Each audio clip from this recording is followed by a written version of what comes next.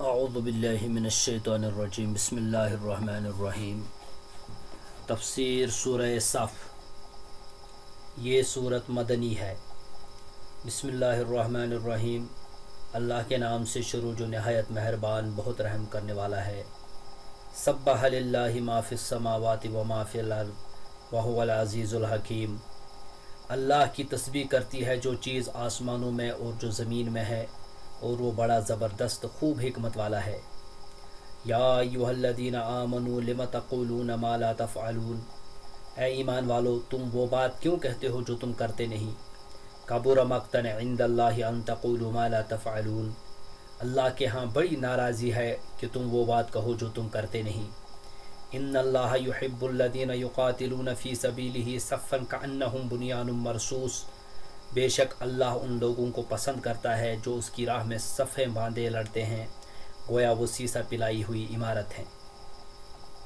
فضیلت: امام احمد نے عبداللہ بن سلام رضی اللہ عنہ سے روایت کیا ہے کہ ہم نے اس موضوع پر بات کی کہ کون ہے جو رسول اللہ صلی اللہ علیہ وسلم کی خدمت میں حاضر ہو کر یہ پوچھے کہ کون سا عمل اللہ تعالیٰ کو سب سے زیادہ پسند ہے، لیکن ہم میں سے کوئی بھی نہ اٹھا، تو رسول اللہ صلی اللہ علیہ وسلم نے ہماری طرف ایک شخص کو بھیجا، اس نے ہمیں جمع کیا، پھر آپ نے ہمیں یہ سورہ مبارکہ یعنی ساری سورہ صف پڑھ کر سنا دی۔ تفسیر آیات 1 تا 4۔ اس کی مذمت جو بات کرے اور عمل نہ کرے۔ ارشاد باری تعالیٰ ہے سبح للہ ما فی السماوات و ما فی الارض وہو العزیز الحکیم، جو چیز آسمانوں میں ہے اور جو زمین میں ہے سب اللہ کی تنزیہ کرتی ہے اور وہ نہایت غالب بڑی حکمت والا ہے۔ اس کے بارے میں قبل ازیں کئی بار وضاحت کی ہو چکی ہے، لہٰذا اس کے اعادے کی کوئی ضرورت نہیں۔ ارشاد باری تعالیٰ ہے یا ایھا الذین آمنوا لم تقولون ما لا تفعلون، مومنو تم ایسی باتیں کیوں کہا کرتے ہو جو کیا نہیں کرتے۔ یہ اس شخص کی تردید ہے جو کوئی وعدہ کرے یا بات کرے اور اسے پورا نہ کرے۔ اس آیت کریمہ سے ان علماء سلف نے استدلال کیا ہے جن کا مذہب یہ ہے کہ وعدہ پورا کرنا مطلقاً واجب ہے، خواہ اس سے وعدہ کی ہوئی چیز پر نقصان مرتب ہو یا نہ ہو۔ انہوں نے صحیحین کی اس حدیث سے بھی استدلال کیا ہے جس میں رسول اللہ صلی اللہ علیہ وسلم نے فرمایا آیت المنافق ثلاث اذا حدث کذب و اذا وعد اخلف و اذا اؤتمن خان۔ منافق کی 3 نشانیاں ہیں، جب بات کرے تو جھوٹ بولے، جب وعدہ کرے تو خلاف ورزی کرے، اور جب اس کے پاس امانت رکھی جائے تو اس میں خیانت کرے۔ دوسری حدیث میں ہے کہ اربع من کن فیہ کان منافقا خالصا ومن کانت فیہ خصلۃ منہن کانت فیہ خصلۃ من النفاق حتی یدعها، جس میں 4 باتیں ہوں وہ خالص منافق ہے، اور جس میں ان میں سے کوئی ایک بات ہو تو اس میں نفاق کی ایک خصلت موجود ہے حتیٰ کہ اسے چھوڑ دے۔ اس حدیث میں بھی وعدے کی خلاف ورزی کا ذکر موجود ہے۔ ان دونوں حدیثوں پر ہم نے بخاری کی شرح کے ابتدا میں بہت تفصیل کے ساتھ گفتگو کی ہے، وَلِلَّهِ الْحَمْدُ وَالْمِنَّةُ۔ اللہ تعالیٰ نے اس بات کی جو تردید فرمائی ہے اس میں مزید زور پیدا کرتے ہوئے فرمایا ہے کبر مقتا عند اللہ ان تقولوا ما لا تفعلون۔ اللہ کے نزدیک ناراضی کے اعتبار سے یہ بہت بڑی بات ہے کہ تم وہ بات کہو جو کرتے نہیں۔ امام احمد اور ابو داؤد نے عبداللہ بن عامر بن ربیعہ سے روایت کیا ہے کہ ہمارے پاس رسول اللہ صلی اللہ علیہ وسلم تشریف لائے جبکہ میں ابھی بچہ ہی تھا۔ میں کھیلنے کے لیے باہر نکلا، میری امی نے کہا اے عبداللہ آؤ میں تمہیں کچھ دوں۔ رسول اللہ صلی اللہ علیہ وسلم نے ان سے فرمایا کہ وما اردت ان تعطیہ، تم اسے کیا دینا چاہتی ہو؟ انہوں نے کہا کہ میں اسے کھجور دینا چاہتی ہوں۔ آپ نے فرمایا اما انک لو لم تفعلی کتبت علیک کذبۃ،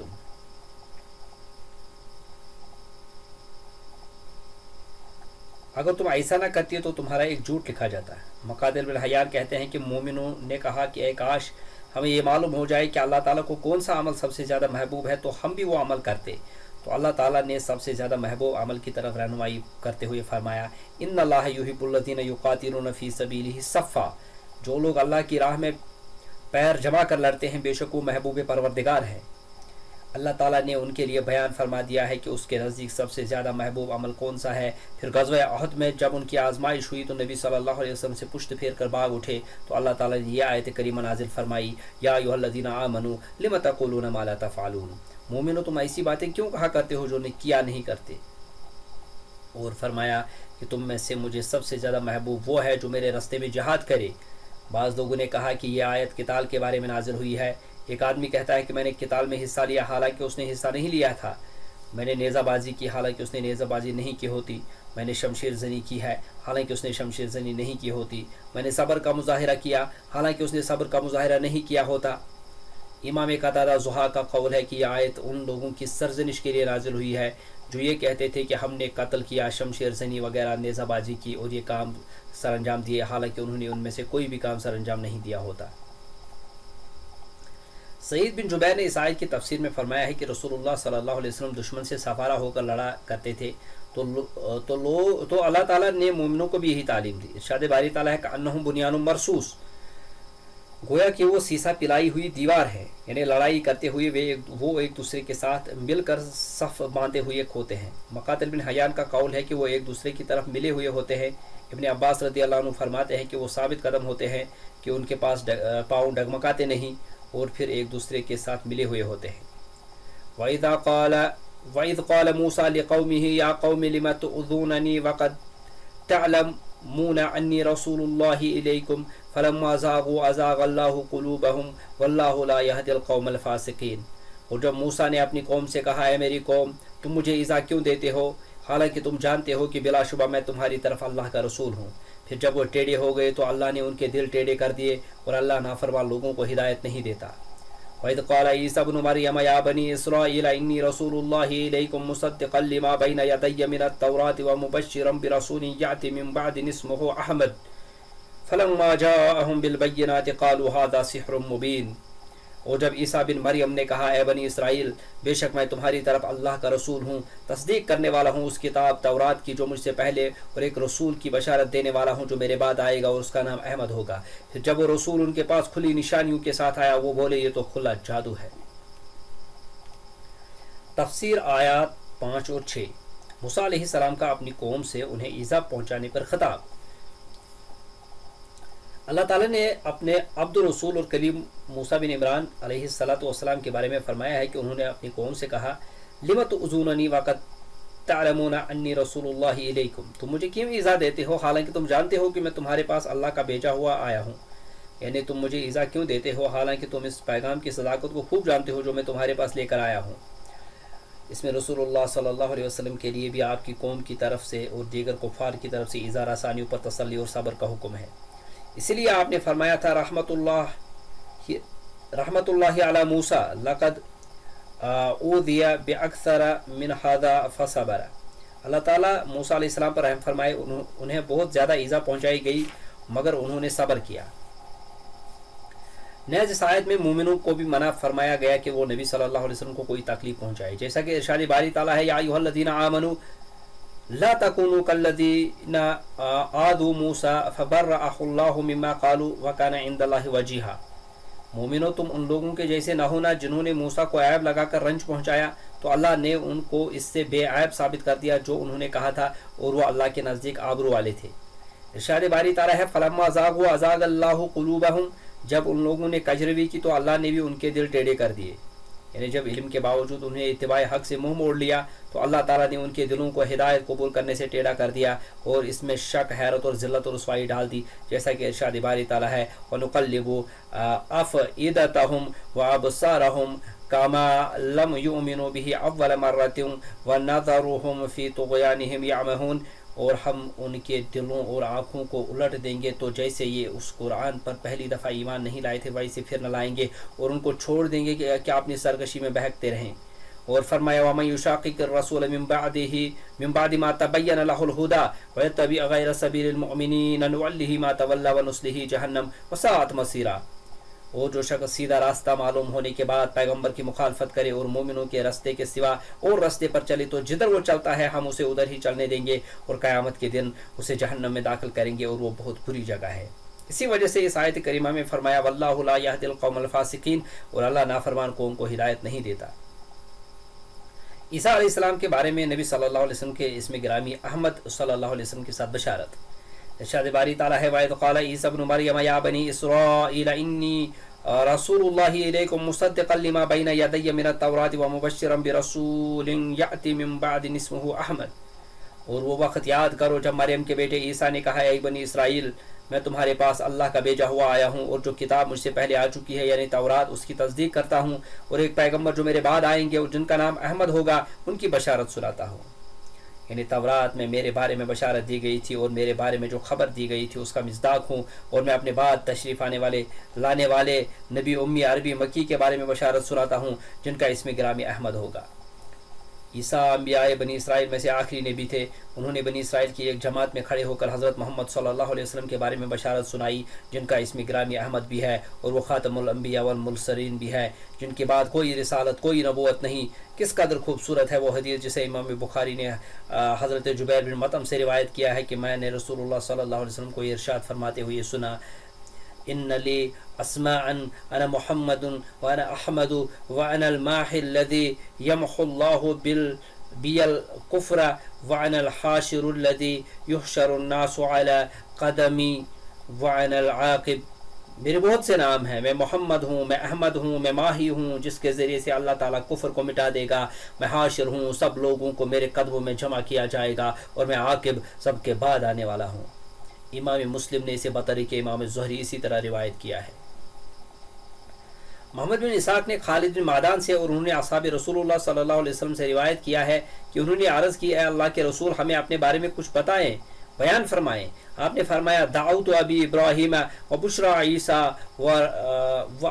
ورأت امی حین حملت بی انہ خرج منہا نور اضاءت لہ قصور بشرا من ارض الشام.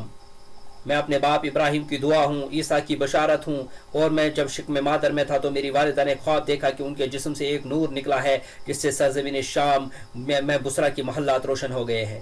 اس حدیث کی سند جید ہے اور اس کی دوسری سندوں سے کئی شواہد بھی موجود ہیں. امام احمد نے ارباز بن ساریہ رضی اللہ عنہ سے روایت کیا ہے کہ رسول اللہ صلی اللہ علیہ وسلم نے فرمایا انی عند اللہ لخاتم النبیین وان آدم لمنجدل فی تینته وسأنبئکم باول ذلك دعوت ابی ابراہیم وبشارت عیسیٰ بی ورؤیا امی التی رأت وکذلک امہات النبیین ترین. میں اللہ تعالیٰ کے نزدیک اس وقت بھی خاتم النبیین تھا جب آدم کی مٹی گوندی ہوئی تھی. میں تمہیں اس کی ابتدا کے بارے میں بتاتا ہوں کہ میں اپنے باپ ابراہیم کی دعا ہوں, عیسیٰ کی بشارت ہوں اور اپنی والدہ کا خواب ہوں جو انہوں نے دیکھا تھا. نبیوں کی مائیں اسی طرح خواب دیکھا کرتی ہیں. امام احمد ہی نے ابو امامہ سے روایت کیا ہے کہ میں نے عرض کی اے اللہ کے رسول آپ کے معاملے کی ابتدا کیسے ہوئی؟ آپ نے فرمایا دعوت ابی ابراہیم و بشرا عیسیٰ ورأت امی انہ یخرج منہا نور اضاءت منہ قصور الشام. میں اپنے باپ ابراہیم کی دعا ہوں, عیسیٰ کی بشارت ہوں اور میری والدہ نے خواب دیکھا کہ ان میں سے ایک نور نکلا جس سے شام کے محلات روشن ہو گئے. امام احمد نے عبداللہ بن مسعود رضی اللہ عنہ سے روایت کیا ہے کہ رسول اللہ صلی اللہ علیہ وسلم نے ہمیں نجاشی کی طرف بھیجا اور ہماری تعداد 80 کے قریب تھی. ان میں عبداللہ بن مسعود, جعفر, عبداللہ بن عرفدہ, عثمان بن مقتون اور ابو موسیٰ بھی تھے. یہ نجاشی کے پاس پہنچ گئے. ادھر قریش نے بھی عمر بن عاص اور عمارہ بن ولید کو تحائف دے کر بھیجا. جب یہ دونوں نجاشی کے پاس آئے تو دونوں نے اسے سجدہ کیا اور پھر اس کے دائیں بائیں کھڑے ہو کر کہا کہ اے ہمارے چچا زاد بھائیوں کی ایک جماعت آپ کے ملک میں آئی ہے, وہ ہم سے اور ہماری ملت سے بیزار ہو گئے ہیں. نجاشی نے پوچھا وہ کہاں ہے؟ ان دونوں نے جواب دیا کہ وہ آپ ہی کے علاقے میں ہے, آپ انہیں پیغام بھیج کر بلا لیں. اس نے انہیں بلا بھیجا تو جعفر علیہ رضی اللہ تعالیٰ عنہ نے اپنے ساتھیوں سے کہا کہ آج تمہاری طرف سے میں تقریر کروں گا. ساتھیوں نے ان کی بات مان لی. چنانچہ جعفر نے نجاشی کے پاس جا کر اسے سلام کیا اور سجدہ نہ کیا. درباریوں نے ان سے کہا کیا بات ہے, آپ بادشاہ کو سجدہ کیوں نہیں کرتے؟ جعفر نے جواب دیا ہم صرف اللہ عز و جل کو ہی سجدہ کرتے ہیں. نجاشی نے پوچھا وہ کیوں؟ جعفر نے فرمایا بے شک اللہ تعالیٰ نے ہماری طرف اپنے رسول کو بھیجا, انہوں نے ہمیں حکم دیا ہے کہ ہم اللہ عز و جل کے سوا کسی کو سجدہ نہ کریں. انہوں نے ہمیں نماز اور زکوٰۃ کا بھی حکم دیا ہے. عمر بن عاص نے نجاشی سے کہا کہ یہ لوگ عیسیٰ بن مریم کے بارے میں آپ سے اختلاف رکھتے ہیں. نجاشی نے پوچھا کہ عیسیٰ بن مریم اور ان کی ماں کے بارے میں تم کیا کہتے ہو؟ حضرت جعفر رضی اللہ عنہ نے جواب دیا کہ ہم وہی بات کہتے ہیں جو اللہ تعالیٰ نے بیان فرمائی ہے. وہ اللہ تعالیٰ کا کلمہ اور اس کی طرف سے روح ہے جسے اس نے عذرا بطول کی طرف ڈالا جنہیں کسی انسان نے نہیں چھوا تھا اور نہ ہی ان کے ہاں کسی بچے نے پیدائش کے نقش چھوڑے تھے. عیسیٰ سے پہلے ان کی کوئی اولاد نہیں تھی. نجاشی نے زمین سے ایک تنکا اٹھایا اور کہا کہ اے گروہ حبشہ اور علماء مشائخ، واللہ ہم عیسیٰ کے بارے میں وہ جو کہتے ہیں وہ اس سے ایک تنکے سے بھی زیادہ نہیں ہے، لہٰذا تمہیں بھی اور جن کے پاس سے تم آئے ہو انہیں بھی خوش آمدید۔ میں گواہی دیتا ہوں کہ وہ اللہ کے رسول ہے اور یہ وہی ہے جن کا ذکر ہم انجیل میں موجود پاتے ہیں، انہی کے بارے میں عیسیٰ بن مریم نے بشارت دی تھی، تم جہاں چاہو رہو۔ واللہ اگر یہ حکومت کے معاملات نہ ہوتے تو میں ان کے پاس جاتا، ان کے جوتے اٹھاتا اور انہیں وضو کرواتا۔ قریش کی طرف سے آنے والے دو آدمیوں کے تحفے کے بارے میں کہا کہ یہ انہیں واپس کر دو۔ پھر عبداللہ بن مسعود رضی اللہ عنہ جلدی سے واپس آ گئے، حتیٰ کہ انہوں نے غزوہ بدر میں شرکت کر لی تھی۔ ان کا خیال ہے کہ نبی صلی اللہ علیہ وسلم کو جب نجاشی کی وفات کی خبر ملی تو آپ نے ان کے لیے مغفرت کی دعا بھی فرمائی تھی۔ ارشاد باری تعالیٰ ہے فلما جاءہم بالبینات قالوا ھذا سحر مبین، پھر جب وہ لوگوں کے پاس کھلی نشانیاں لے کر آئے تو وہ کہنے لگے کہ یہ تو صریح جادو ہے۔ ابن جریج اور ابن جریر کہتے ہیں کہ فلما جاءہم، پھر جب وہ ان کے لوگوں کے پاس آئے، یعنی احمد جن کے بارے میں سابقہ زمانوں میں بشارتیں دی گئی تھی، جن کا گزشتہ صدیوں میں چرچا رہا تھا، لیکن جب آپ نے ظہور فرمایا اور کھلی نشانیوں کے ساتھ تشریف لے آئے تو کافرون مخالفین نے کہا ھذا سحر مبین، یہ تو صریح جادو ہے۔ ومن اظلم ممن افترى على الله الكذب وهو يدعى الى الاسلام والله لا يهدي القوم الظالمين، اور اس شخص سے زیادہ ظالم کون ہے جو اللہ پر جھوٹ گھڑے حالانکہ اسے اسلام کی طرف بلایا جاتا ہے، اور اللہ ظالم لوگوں کو ہدایت نہیں دیتا۔ یریدون لیطفئوا نور اللہ بافواہہم واللہ متم نورہ ولو کرہ الکافرون، وہ چاہتے ہیں کہ اللہ کا نور یعنی دین اسلام اپنے منہوں سے بجھا دیں، جبکہ اللہ اپنا نور پورا کرنے والا ہے اگرچہ کافروں کو ناپسند ہی گزرے۔ هو الذي ارسل رسوله بالهدى ودين الحق ليظهره على الدين كله ولو كره المشركون، وہی ہے جس نے اپنا رسول ہدایت اور حق دین حق کے ساتھ بھیجا تاکہ وہ اسے تمام دینوں پر غالب کرے اگرچہ مشرک ناپسند ہی کرے۔ تفسیر آیات 7 تا 9۔ سب سے بڑا ظالم، ارشاد باری تعالیٰ ہے ومن اظلم ممن افترى على الله الكذب وهو يدعى الى الاسلام، اور اس سے بڑھ کر ظالم کون ہے جو اللہ پر بہتان باندھے حالانکہ اسے اسلام کی طرف بلایا جاتا ہے، یعنی جو اللہ تعالیٰ پر جھوٹ اور بہتان باندھے اور اس کو شریک بنائے حالانکہ اسے توحید اور اخلاص کی طرف بلایا جاتا ہے، لہذا اس سے بڑھ کر کوئی ظالم نہیں ہو سکتا۔ اسی لیے فرمایا واللہ لا یہدی القوم الظالمین، اور اللہ ظالم لوگوں کو ہدایت نہیں دیتا۔ نور اسلام کے اتمام اور اس کے تمام ادیان پر غلبہ پانے کی بشارت۔ پھر فرمایا یریدون لیطفئوا نور اللہ بافواہہم، یہ چاہتے ہیں کہ اللہ کے چراغ کی روشنی کو اپنے منہوں سے پھونک مار کر بجھا دیں، یعنی یہ لوگ حق کو باطل کے ساتھ رد کرنے کی کوشش کرتے ہیں۔ ان کی مثال ایسے ہے جو سورج کی شعاؤں کو اپنے منہوں سے بجھانا چاہتے ہیں، جیسے یہ محال ہے ایسے ہی وہ بھی محال ہے۔ اسی لیے فرمایا ہے واللہ متم نورہ ولو کرہ الکافرون، هو الذی ارسل رسولہ بالہدی ودین الحق لیظہرہ علی الدین کلہ ولو کرہ المشرکون، حالانکہ اللہ اپنی روشنی کو پورا کر کے رہے گا خواہ کافر ناخوش ہی ہوں۔ وہی تو ہے جس نے اپنے پیغمبر کو ہدایت اور دین حق کے ساتھ بھیجا تاکہ اسے سب دینوں پر غالب کرے خواہ مشرکوں کو برا ہی لگے۔ ان دونوں آیات کے بارے میں قبل ازیں سورہ برات توبہ میں وضاحت کی جا چکی ہے، لہذا اس کے اعادے کی ضرورت نہیں۔ وللہ الحمد والمنہ۔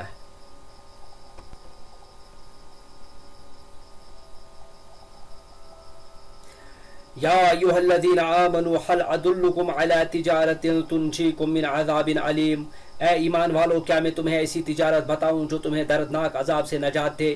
تؤمنون باللہ ورسولہ وتجاہدون فی سبیل اللہ باموالکم وانفسکم ذالکم خیر لکم ان کنتم تعلمون، تم اللہ اور اس کے رسول پر ایمان لاؤ اور اللہ کی راہ میں جہاد کرو اپنے مالوں اور اپنی جانوں کے ساتھ، یہ تمہارے لیے بہت بہتر ہے اگر تم علم رکھتے ہو۔ یغفر لکم ذنوبکم ویدخلکم جنات تجری من تحتها الانہار ومساکن طیبۃ فی جنات عدن ذالک الفوز العظیم، اللہ تمہارے گناہ بخش دے گا اور تمہیں ایسی جنتوں میں داخل کرے گا جن کے نیچے نہریں جاری ہوں گی، اور پاکیزہ محلات میں جو ہمیشہ رہنے والی جنتوں میں ہیں، یہ ہے عظیم کامیابی۔ وَأُخْرَى تُحِبُّونَهَا نَصْرٌ مِّنَ اللَّهِ وَفَتْحٌ قَرِيبٌ وَبَشِّرِ الْمُؤْمِنِينَ، اور ایک اور نعمت جسے تم پسند کرتے ہو، اللہ کی طرف سے مدد اور فتح قریب، اور مومنوں کو بشارت دے دیجیے۔ تفسیر آیات 10 تا 13۔ عذاب علیم سے نجات دینے والی تجارت۔ عبداللہ بن سلام کی حدیث کے حوالے سے قبل ازیں بیان کیا جا چکا ہے کہ حضرات صحابہ کرام نے جب یہ ارادہ کیا کہ وہ رسول اللہ صلی اللہ علیہ وسلم سے یہ پوچھے کہ اللہ تعالیٰ کے نزدیک سب سے زیادہ پسندیدہ عمل کون سا ہے تاکہ وہ اسے بجا لائے، تو اللہ تعالیٰ نے یہ سورہ مبارکہ نازل فرمائی جس کی ایک آیت یہ بھی ہے या अय्युहल्लज़ीना आमनू हल अदुल्लुकुम अला तिजारतिन तुनजीकुम मिन अज़ाबिन अलीम, मोमिनो क्या मैं तुमको ऐसी तिजारत बताऊं जो तुम्हें दर्दनाक अजाब से नजात दे। और फिर इस अजीम शान तिजारत की वजाहत करते हुए फरमाया जो कभी खसारे वाली नहीं होती बल्कि जिससे मकसूद हासिल होता है और खदशात दूर हो जाते हैं। तुमिनून बिल्लाहि व रसूलिहि व तुजाहिदून फी सबीलिल्लाहि बिअम्वालिकुम व अनफुसिकुम ज़ालिकुम खैरुल लकुम इन कुंतुम तालमून, वो ये कि अल्लाह पर और उसके रसूल पर ईमान लाओ और अल्लाह की राह में अपने माल और जान से जिहाद करो, अगर समझो तो ये तुम्हारे हक में बेहतर है। यानी सिर्फ दुनिया ही की तिजारत के लिए मेहनत और मशक्क़त और कोशिश करने से बेहतर है। फिर फरमाया यगफिर लकुम ज़ुनूबकुम, वो तुम्हारे गुनाह बख्श देगा अगर तुम ये काम करो जिसका मैं तुम्हें हुक्म दूं और जिसकी तरफ तुम्हारी रहनुमाई करूं तो मैं तुम्हारी लग़्ज़िशों को माफ़ कर दूंगा और तुम्हें जन्नात पाकीज़ा मकानात और बुलंद बाला दर्जात में दाखिल करूंगा। इसीलिए फरमाया युदखिलकुम जन्नातिन तजरी मिन तहतिहल अनहारु व मसाकिन तय्यबतन फी जन्नाति आदन ज़ालिकल फौज़ुल अज़ीम, और तुमको बागहाए जन्नत में जिनके नीचे नहरें बह रही हैं और पाकीज़ा मकानात में जो बहिश्तहाए जाविदा में तैयार हैं दाखिल करेगा, ये बड़ी कामयाबी है। फिर फरमाया व उखरा तुहिब्बूनहा, और एक और नेमत जिसे तुम पसंद करते हो, यानी उनके अलावा मैं तुम्हें एक और नेमत से भी नवाजूंगा जिसको तुम बहुत चाहते हो, और वो ये है नस्रुम मिनल्लाहि व फतहुन करीब, तुम्हें अल्लाह की तरफ से मदद नसीब होगी और अनकरीब फतह होगी। यानी जब तुम उसके रास्ते में जिहाद करोगे और उसके दीन की मदद करोगे तो तुम्हारी नुसरत व फतह का अल्लाह ताला जामिन है। जैसा कि इरशाद बारी ताला है या अय्युहल्लज़ीना आमनू इन तंसुरुल्लाह यंसुरुकुम व युसब्बित अक़दामकुम, ए अहले ईमान अगर तुम अल्लाह की मदद करोगे तो वो भी तुम्हारी मदद करेगा और तुमको साबित कदम रखेगा। और फरमाया वला यंसुरन्नल्लाहु मन यंसुरुहु इन्नल्लाह लक़विय्युन अज़ीज़, और जो शख्स अल्लाह की मदद करता है अल्लाह उसकी ज़रूर मदद करता है, बेशक अल्लाह बहुत कुव्वत वाला और निहायत गालिब है। इरशाद बारी ताला है फतहुन करीब, और अनकरीब फतह यानी बहुत जल्द हासिल होने वाली फतह। ये दुनिया की भलाई है जो आखिरत की नेमत उनके साथ मिली हुई है, और इसके लिए जो अल्लाह ताला और उसके रसूल की इताअत करे और अल्लाह और उसके दीन की मदद करे। इसीलिए फरमाया वबश्शिरिल मुमिनीन, और मोमिनों को खुशखबरी सुना दें। या अय्युहल्लज़ीना आमनू कूनू अंसारल्लाहि कमा क़ाल ईसा इब्न मरयम लिल हवारिय्यीन मन अंसारी मिनल्लाह क़ाल अल हवारिय्यून नहनु अंसारुल्लाहि फ़आमनत ताइफ़तुम मिन बनी इसराईल व कफ़रत ताइफ़ह फ़अय्यदना अल्लज़ीना आमनू अला उदुव्विहिम फ़अस्बहू ज़ाहिरीन। ए ईमान वालो तुम अल्लाह के मददगार हो जाओ, जैसे ईसा इब्न मरियम ने हवारियों से कहा था अल्लाह की राह में मेरा मददगार कौन है। हवारियों ने कहा हम अल्लाह के मददगार हैं, तो बनी इसराइल में से एक गिरोह ईमान लाया और दूसरे गिरोह ने कुफर किया, तो हमने उन लोगों को जो ईमान लाए और उनके दुश्मनों पर कुव्वत दी तो वो गालिब आ गए। तफसीर आयत 14, मुसलमान हर हाल में दीन के मददगार हैं। अल्लाह ताला ने अपने मोमिन बंदों को हुक्म देते हुए फरमाया है कि वो अपने तमाम अहवाल, अक़वाल, अफ़आल, अनफुस और अमवाल में अल्लाह ताला के मददगार बन जाएं और अल्लाह ताला और उसके रसूल के हुक्म को उसी तरह कबूल करें जिस तरह हवारियों ने ईसा की बात को उस वक्त कबूल कर लिया था जब उन्होंने फरमाया था मन अंसारी इलल्लाह, भला कौन है जो अल्लाह की तरफ बुलाने में मेरी मददगार हों, यानी अल्लाह ताला की तरफ दावत देने में मेरे मददगार कौन है। क़ाल हवारियून, हवारियों ने कहा, हवारियों से मुराद हज़रत ईसा अलैहिस्सलाम के पैरोकार हैं। नहनु अंसारुल्लाह, हम अल्लाह के मददगार हैं, यानी जो दीन देकर आप भेजे गए हैं हम उसमें आपके मददगार और वजीर हैं। इसी वजह से हज़रत ईसा अलैहिस्सलाम उन्हें बिलाद शाम में इसराइलियों और यूनानियों की तरफ दाई बनाकर भेजा था। रसूलुल्लाह सल्लल्लाहु अलैहि वसल्लम भी अयाम हज में इसी तरह फरमाया करते थे मर रजुलुन युवीनी हत्ता उबल्लिग रिसालत रब्बी फ़इन्न कुरैशन क़द मनऊनी अन उबल्लिग रिसालत रब्बी। कौन है जो मुझे ठिकाना दे ताकि मैं अपने रब के पैगाम को पहुंचा दूं। कुरैश ने मुझे अपने रब के पैगाम पहुंचाने से मना कर दिया है। अल्लाह ताला ने अहले मदीना के औस खज़रज के लोगों को तौफीक अता फरमाई, उन्होंने आपकी बैयत कर ली, नुसरत व इआनत का वादा किया और अर्ज़ की कि अगर आप हिजरत करके उनके पास तशरीफ़ ले आएँ तो हर काले और गोरे से आपका दिफा करेंगे। लिहाजा जब आपने सहाबा किराम समेत उनके पास हिजरत फरमाई तो उन्होंने अल्लाह ताला से किए हुए अहद पैमान को पूरा कर दिया। इसी तरह अल्लाह ताला और उसके रसूल ने उनका नाम अंसार रखा और ये नाम गोया उनका अलम बन गया, रज़ी अल्लाहु अन्हुम व अर्ज़ाहुम। बनी इसराइल का एक गिरोह ईमान लाया और दूसरे गिरोह ने कुफर किया। इरशाद बारी ताला है फ़आमनत ताइफ़तुम मिन बनी इसराइल व कफ़रत ताइफ़ह, तो बनी इसराइल में से एक गिरोह तो ईमान ले आया और एक गिरोह काफिर रहा। جب حضرت عیسیٰ ابن مریم نے اپنی قوم کو اپنے رب کا پیغام پہنچایا اور حواریوں نے آپ کی نصرت و اعانت کی تو بنی اسرائیل کا ایک گروہ آپ کے لائے ہوئے دین کو قبول کر کے ہدایت یافتہ ہو گیا اور دوسرا گروہ اس سے باغی ہو کر آپ کی نبوت کا انکار کر کے اور اپنے آپ پر آپ کی والدہ پر بڑے بڑے بہتان لگا کر گمراہ ہو گیا۔ اس دوسرے سے مراد یہودی ہیں، قیامت تک ان پر مسلسل اللہ تعالیٰ کی لعنتیں برسیں۔ اور ایک تیسرے گروہ نے آپ کے بارے میں اس قدر گولوں سے کام لیا کہ آپ کی نبوت کے مرتبے سے بلند کر دیا، اور پھر یہ گروہ کئی فرقوں اور جماعتوں میں بڑھ گیا۔ ان میں سے کچھ لوگ کہتے ہیں کہ آپ اللہ کے بیٹے ہیں، اور کچھ بیٹا، باپ اور روح القدس تین خداؤں میں سے آپ کو تیسرا خدا مانتے ہیں، اور کچھ لوگ آپ ہی کو اللہ قرار دیتے ہیں۔ ان کے تمام اقوال سورہ نساء میں تفصیل کے ساتھ بیان کیے جا چکے ہیں۔ ایمان لانے والے گروہ کی مدد، ارشاد باری تعالیٰ ہے فَأَيَّدْنَا الَّذِينَ آمَنُوا عَلَىٰ عُدُوِّهِمْ، پس آخر الامر ہم نے ایمان لانے والوں کو ان کے دشمنوں کے مقابلے میں مدد دی، یعنی عیسائیوں کے جن فرقوں نے ان سے دشمنی کی تو ان کے مقابلے میں ہم نے ان کی مدد کی، فَأَصْبَحُوا ظَاهِرِينَ، تو وہ غالب ہو گئے، یعنی وہ ان کے مقابلے میں غالب ہو گئے، اور ان کی یہ مدد حضرت محمد صلی اللہ علیہ وسلم کی بعثت کے ذریعے سے تھی، جیسا کہ امام ابو جعفر بن جریر نے ابن عباس رضی اللہ عنہ سے روایت کیا ہے کہ جب اللہ تعالیٰ نے عیسیٰ علیہ السلام کو آسمانوں کی طرف اٹھانے کا ارادہ فرمایا تو آپ اپنے ساتھیوں کے پاس گئے جو ایک گھر میں تھے، اور وہ 12 آدمی تھے۔ اس وقت آپ کے سر سے پانی کے قطرے گر رہے تھے۔ آپ نے فرمایا کہ تم میں وہ بھی ہے جو اگر میرے ساتھ ایک بار ایمان لائے تو 12 دفعہ کفر کرے گا؟ پھر فرمایا کہ تم میں سے کون ہے جس پر میری مشابہت ڈال دی جائے، وہ میری جگہ قتل ہو جائے، اور پھر وہ میرے درجے میں میرے ساتھ ہوگا۔ ان میں سے ایک نوجوان نے کھڑے ہو کر کہا میں اس کام کے لیے تیار ہوں۔ آپ نے فرمایا بیٹھ جاؤ۔